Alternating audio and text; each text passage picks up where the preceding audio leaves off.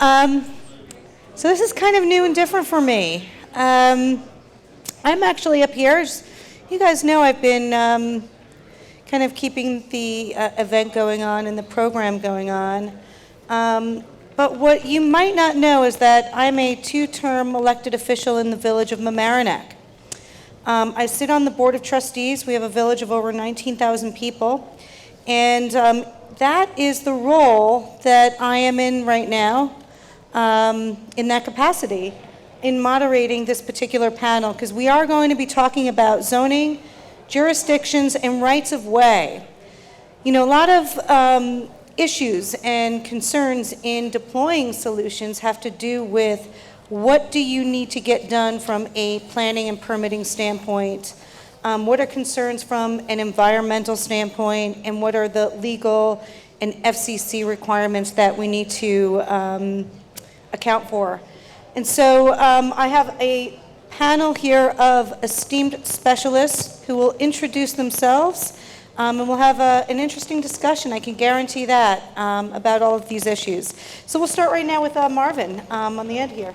I'm Marvin Webster. I'm with Environmental Corporation of America, and for about since 1992, I've been involved with just about every aspect of National Environmental Policy Act and National Historic Preservation Act, also environmental permitting for wireless facilities.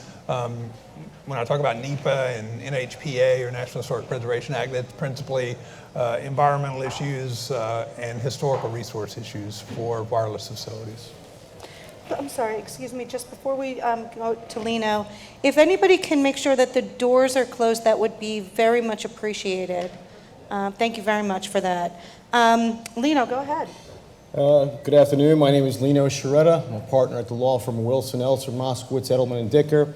In my background, I specialize in representing municipalities as either town or village attorney or special counsel with respect to land use, zoning applications. And incidentally, I was village attorney in the village of Mamaroneck for a few years, so familiar with the zoning process and the planning process with respect to wireless telecom.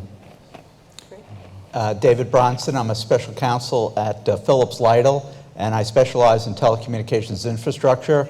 I say to my daughter, until they put the chips in our head, the infrastructure, the equipment has to go somewhere, and that somewhere is somebody's property, and it's either personal property or public property, the only two types of property, and there's a transaction there, and that's where I get involved, whether it's permitting or the actual agreement, that intersection of real estate and telecom. Thank you. That's great. Thanks. So I'm going to start with Lino. What does the process actually look like? You know, if you're a provider and you're coming into a municipality, what does that look like? Well, what I tell my clients and municipalities that I do work for, I would treat a cellular application, a wireless application, really like a site plan with the exception of the timing requirements, which are much more expedited when processing a wireless application. So with respect to timing, I always tell my board members to keep the timing in mind, especially with respect to co-location, with respect to the processing of the application, because a lot of these times the board members, they think of it, yes, as just another planning application, but they have to realize that there are timeframes and constraints. They shouldn't be delaying, and that's what I like to focus on with respect to these applications when they come before my boards, is expediting the process and get it through quickly.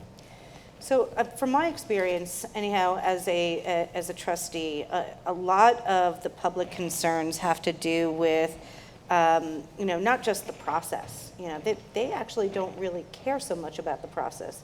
What they care about, how it will affect them, and in particular, environmental concerns.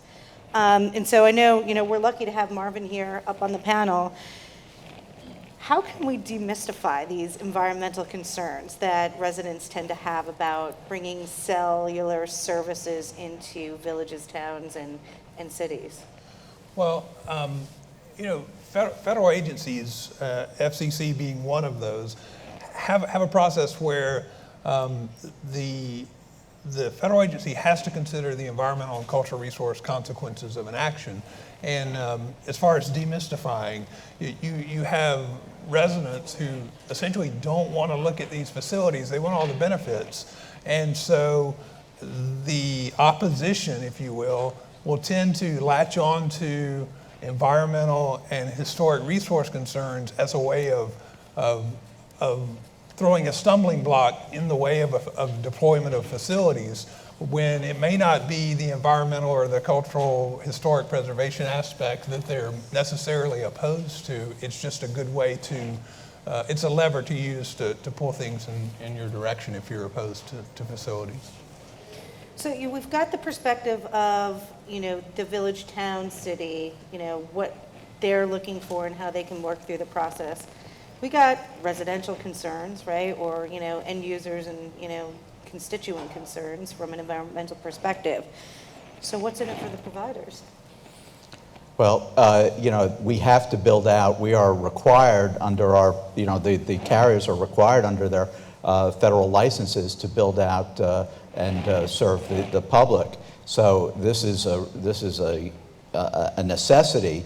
The good thing is that I think the regulatory wind is at the carrier's back now, going back to, in 2012, the Middle Class Tax Relief Act passed what's called Section 6409, and then in 2013, I was at the NEDAS event in Washington, spoke about the FCC coming out with a notice of proposed rulemaking, spoke again the last year in 2014, the rules were coming out, and now, speaking here in 2015, the rules go into effect literally next week. And what those rules do is make co-locations, modifications, the need to swap out equipment go much, much quicker. And I think the localities actually appreciate that, even though they're suing actually to stop the rules.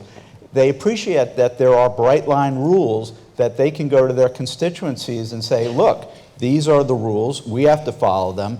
The rules make clear that a substantial change, more height, defeating the stealthing, more protrusion, excavation. Those are substantial changes that do not go through a as of right, if you would, permitting that has a 60-day clock on it.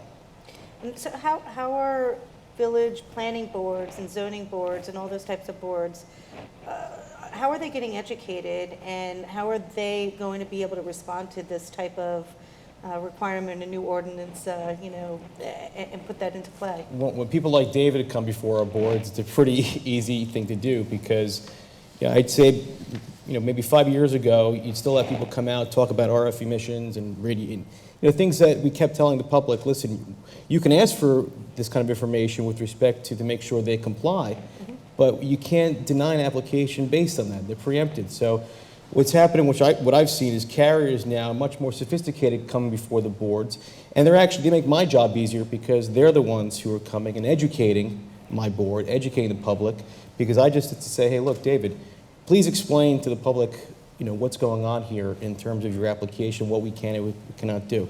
I always advise my boards, it starts with your local law with respect to regulating, wireless services. If you have a good local law, okay, it makes the process, and I know you can probably appreciate it, the better the local law, the better it is for everyone, okay, because it's easy to maneuver in the process. When you have a local law that's not so great, that's when things get a little hairy, there's questions of interpretation, and that's when things can go awry. But when you have a good local law, I've noticed, and maybe you can comment on this too, David, but things tend to go a lot smoother. Right? Yeah. Well, that's going to be a huge issue over the next at least 3 to 5 years that we're going to see, is making sure local laws can accommodate these things. Because as I talked about earlier in the opening session, we're moving at lightning paces here. And municipalities don't, period. I mean, it is the most sluggish process. And here you have, entrepreneurs and people who are looking to solve problems. Technology is being developed, and we're just not moving fast enough. And it's not just the planning process. Now, it's the environmental process. I know municipalities have environmental concerns, architectural concerns.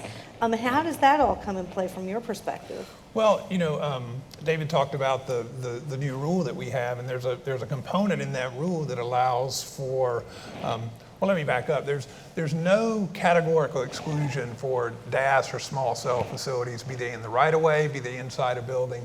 what there are targeted exclusions. And so from a federal process, what you have is you have the ability to now exempt yourself from certain requirements, but you first have to subject every facility to some level of documentation to determine whether or not the categorical exclusions that have been granted by the commission with the new rulemaking, whether or not those apply. For instance, we now can put new tower structures within the utility right-of-way, provided that there's no substantial increase over the existing above-ground utility poles, if you will, and provided that other certain requirements are met, so that then at a federal level, you're complete with that process, so that when you go into a zoning or a permitting process, that's out of the question, and then it's up to local ordinance if there's an architectural review process within the local ordinance that's not preempted by the federal.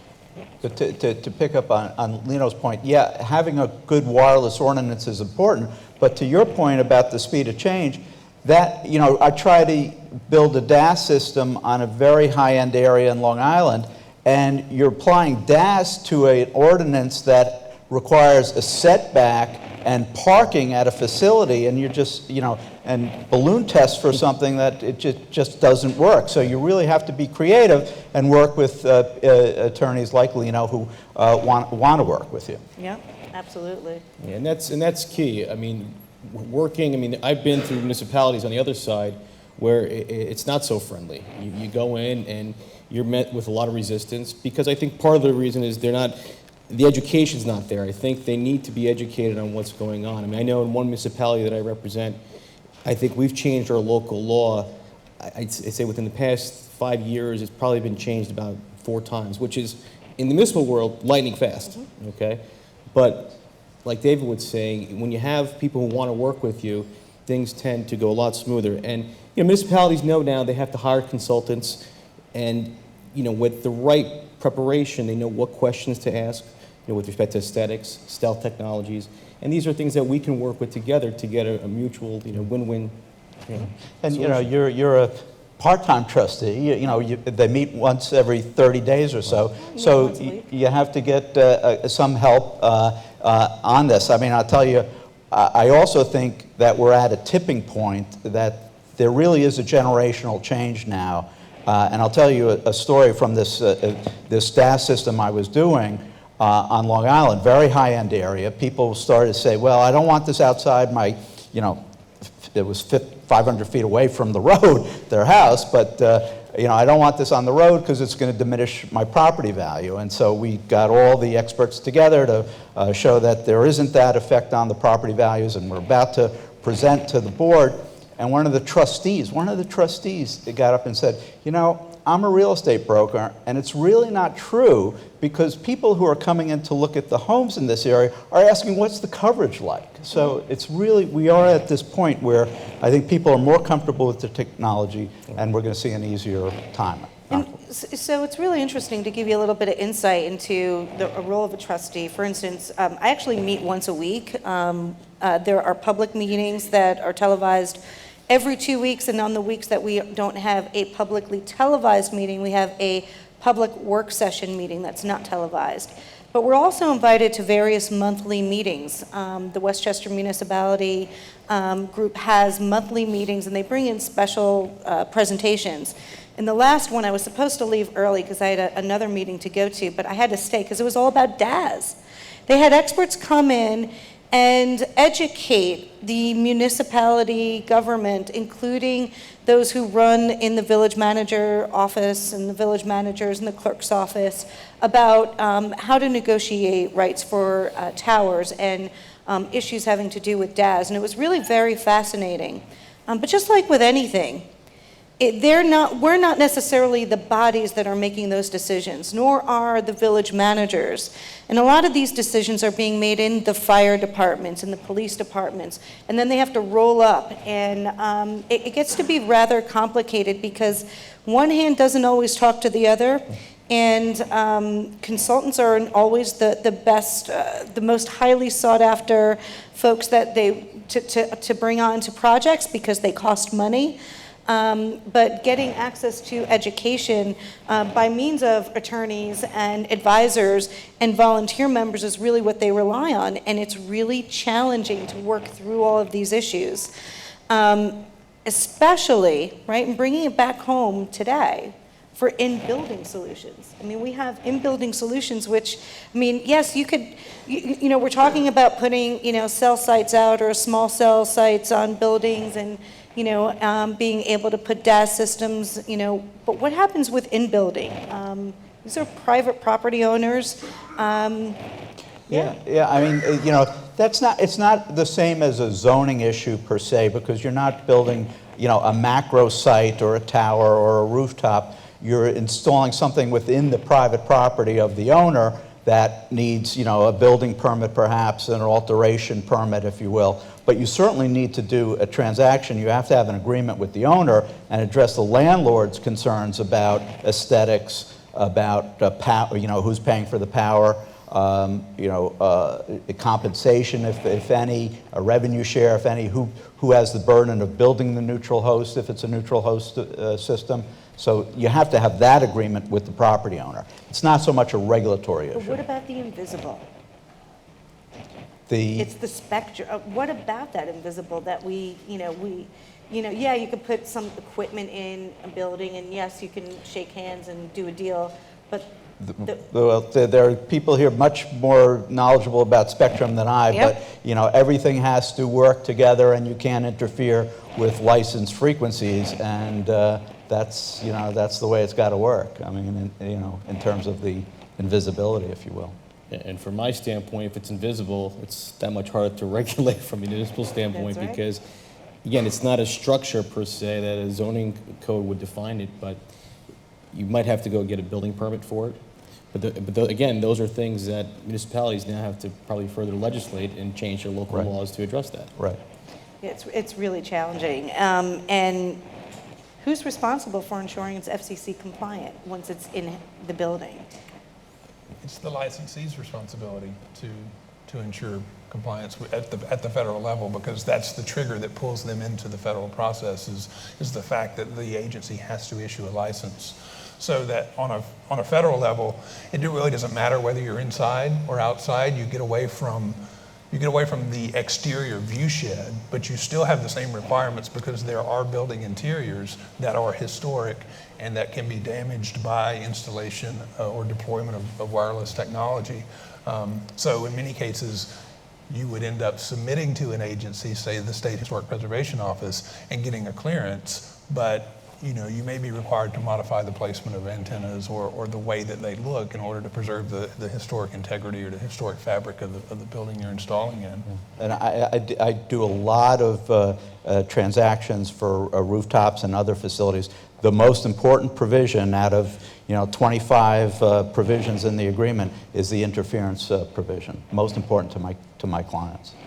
How do we deal with building permits then and inspections and all that type of stuff with all of these unknowns? I mean, yeah, it's one thing to see a DAS system installed properly and having, powered, correctly done, but how do you know that that's actually been compliant to FCC standards and regulations and all of that? Well, I think just like planning boards or whatever agency is responsible for the approval, as the municipality, you can request information that you are compliant. You can't regulate it, but you can definitely ask for that type of information. So for things that would not require, let's say, a site plan approval or special permit, I guess your building department or zoning official would have to request that information just like a planning board would or a zoning board would in an application. Yeah, and you'd know if there's interference, and then you go and look at the license and see who has the actual license. If it's unlicensed spectrum, they can't interfere with licensed spectrum. Yeah, interesting. We have a couple of wrap-up slides, but before I go there, I wanted to know if anybody had any questions. I can't give you the mic, but I'd be happy to. Oh, we have a runner here. Great, thank you. Thank you. Jake Raspail, Sublime Wireless. Looking at this, taking its perspective of carriers going into municipality, having done a lot of work in both the smart grid space, municipal wireless space, How does this dovetail with what municipals may put in for their own needs, if it's a smart grid system or a municipal wireless Wi-Fi system? And then also comparing that with what the cable company may do as a area Wi-Fi. I mean, there's shades, sometimes shades of gray when it comes to what's going into the municipality and how it gets dealt with. I wonder what your perspective is. Very, very much so. And, when we were gas system, on Long Island in these communities, I would say, look, there's a Wi-Fi antenna for this cable system.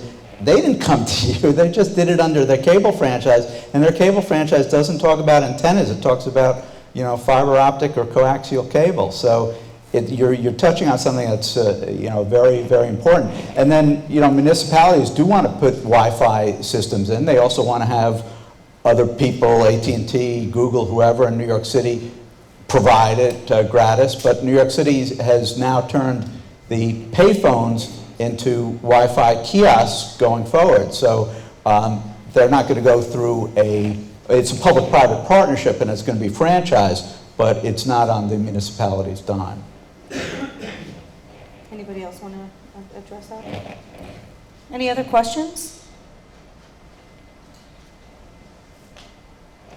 All right, so let's see who's up first. You want to go to 2 more slides for me? Yeah. So what I'll talk about is just in the new rule that became effective for the environmental portion. David said the 6409 portion is next week. The environmental portion of this rule became effective February 9th. And it offered targeted exclusions. And so just by example, I'll just give you one of them.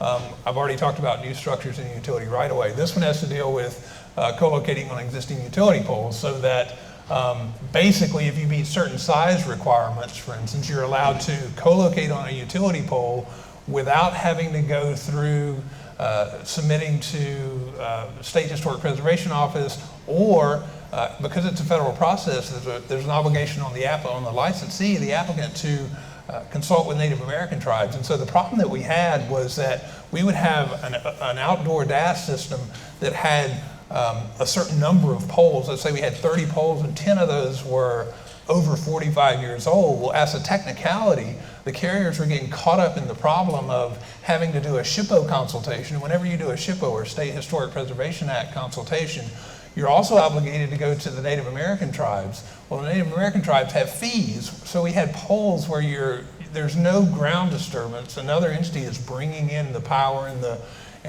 fiber that you need. So you literally have a small cabinet on the side of a utility pole, cabling up to antennas that are, either at the top or somewhere near the top, small antennas. So there's no ground disturbance. There's no possibility of harming archaeology on the license, on the federal licensee side. But some of the tribes were asking $4,000 per node. So what this exclusion does is, if you meet the size requirements, it allows you to avoid having to go to consult with the Historic Preservation Office, and it also avoids having to pay, $40,000 or $50,000 in fees when where really it's just a technicality and there's no real harm, or very remote possibility that there would be a harm from that type of facility. And this is one of the exclusions. Do we talk about any of the other sides? No, I mean, if people have questions, they can come and we can talk about the various exclusions. Okay. All right, the 2014 FCC infrastructure report in order. That's me. Go about 3 slides in. Section. Stop there. So this is what the rules are that would, create efficiencies in local review of applications. And again, it applies to co-locations, replacements of equipment, removal of equipment. And if any of these are applicable, meaning there would be a substantial change, it doesn't get streamlined. So what you have in terms of these are, the relevant tests are, is there a change in height in the first one? Is there a change that protrudes from the edge a certain amount? Next slide, please. Are there changes in cabinets beyond the standard? Is there an excavation involved? Or something, or a deployment outside the current tower or base station? And base station is defined to be very broad to include buildings. Does the installation defeat the existing concealment elements? Meaning, would the paint change? Would it require taking away any of the stealthing? And are you adding fencing beyond what was originally, number 6, or beyond what was originally there, unless it relates back to a permitted substantial change? So any of these would bring it back to a more, not as streamlined permitting, and the town could have a more formal zoning review of the change. But what the FCC did is give these localities and the carriers bright line rules so that there are no ambiguities, no interpretations, and that if something comes under these as not being a substantial change, it gets a 60-day look at by the locality, and otherwise it's deemed granted. Very important, very helpful. As I said, the regulatory wind is at the carrier's back in these, and the government is preempting, if you will, local governments. And is it fair to say that because municipalities tend to move so slow, that anything that the FCC does at this point really is what is going to be followed and adhered to on a local level? And so if you know about this or have access to this type of information and leverage this, you can actually accelerate yourself through any kind of local process if you need to. Yeah, that's it. Okay. It's the end of the day. NIMBY, you've heard of NIMBY. Well, we faced Banana, which is built absolutely nothing anywhere near anyone. All right, I'm going back. One more. Sorry, I just had to see where I was at. And you can take the last slide. Oh, I'm going to go back again. That's it. And go back. These are handout materials. You get to read these at home. And just to pick up where David left off with respect to 64.9, what I said earlier, you should have, as a municipality, a local law that establishes procedures and standards consistent with the limitations established by federal law. So with respect to the new guidelines, yes, local laws now should be tailored to fit the FCC guidelines. With respect to the application, I said earlier, treat it like a site plan with the exception of the timing, obviously. The timing has to be expedited. But when I say a site plan, it just makes it easier for a planning or zoning member to understand that this is the process, but we have to take it through, but again, with certain expedited timeframes. Hire consultants, especially if there is a significant gap issue or least intrusive means. And lastly is don't delay, and I tell it all the time, it's a big thing. That's where municipalities tend to trip up. And don't discuss, RF emissions in a decision unless the applicant hasn't met the federal standards.